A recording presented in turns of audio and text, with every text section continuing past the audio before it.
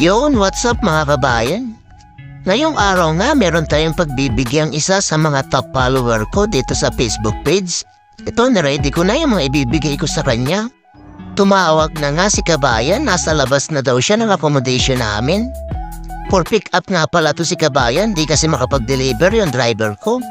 At habang papalabas ako ng accommodation namin, napaka-supportive talaga nitong dalawa kong kasama. Shoutout sa inyo mga pogi. At nang makalabas na ako ng gate, nakita ko kaagad yung sasakyan ni kabayan. Hindi nga pala basta-basta dito sa lugar namin. Kasi Royal Zone to, maraming mga sundalong nakapaligid. Kaya inabot ko kaagad kay kabayan yung free food niya.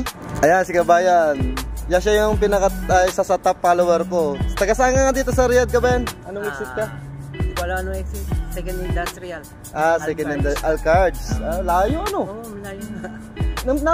At kahit sobrang layo nga ni kabayan, pinuntahan pa talaga niya si Mamang Guard. Kaya solid talaga tong top follower ko na to. Napakabait pa.